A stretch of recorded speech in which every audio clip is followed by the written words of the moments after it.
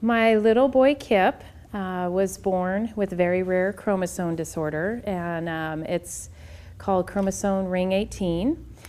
Natalie was born at 32 weeks and 1 day, so she was quite early. She was supposed to be my Valentine's baby and came 4 days before Christmas.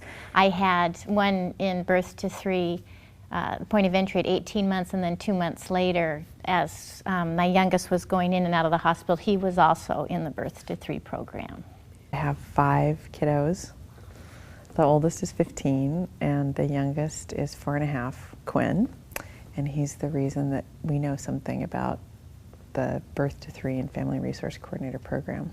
My child is Brandon, and he was born with a congenital heart defect. And when he was 3 months old is when they discovered his heart defect. And he had a series of 3 open heart surgeries by the time he was 2. And on his first open heart surgery, when he was 3 months old, he suffered a stroke. And that left him with some physical disabilities as well as some cognitive delays.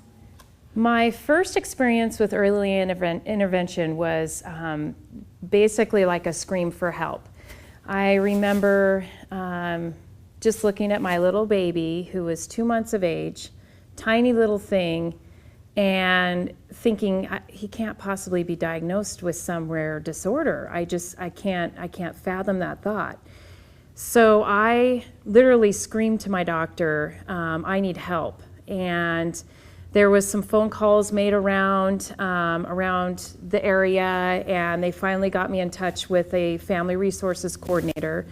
At the time, I didn't have any idea what an FRC was or did, and but it was a sign of, for me, it was like a sigh of relief, because I knew that there was someone that would come over and at least talk to me and sit down and listen.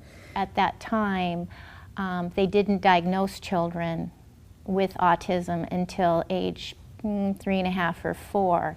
So there was still people within my family and in my inner circle that didn't believe that my son needed any kind of special treatment, that he would grow out of it. We went to a physical, and I mentioned it to the doctor that is this normal? And he said, well, not really.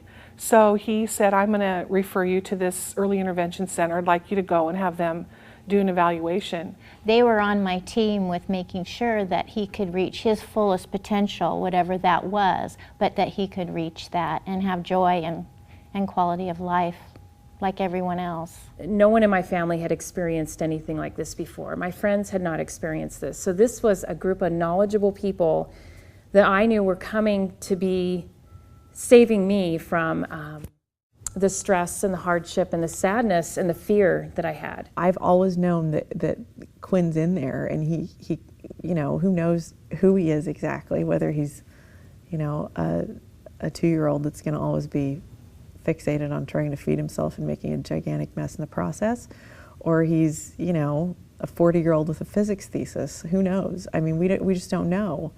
But having people who will believe in the process of figuring that out is huge. I think the most important thing for us that made early intervention successful was the relationships that we were able to develop with our service providers. I think that if we would have had adversarial relationships with our service providers, there would have not been the level of success that there was. They brought a sense of security into my home. They were the ones who informed me more so than the doctors of what each of these diagnoses truly meant, and how it meant for her physically, emotionally, and socially, all those things. So I was really nervous at first when we first got into it, because I wasn't sure what it was all about, but it definitely made me feel better seeing her develop. You know, even though she was developing slowly, she was still developing. She was still moving forward.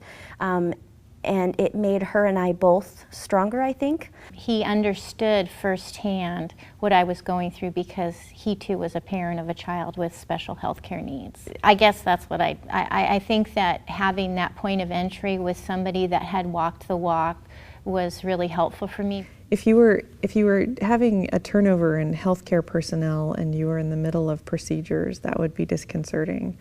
And a lot of upheaval to have the people who you rely on for resources change in ways that you didn't anticipate. You need to have phone numbers remain the same. You need to have faces remain the same, personalities. It's helpful to have everything be as constant as possible, because I know that parent to parent was mentioned. I did not have what it took to pick up the phone and call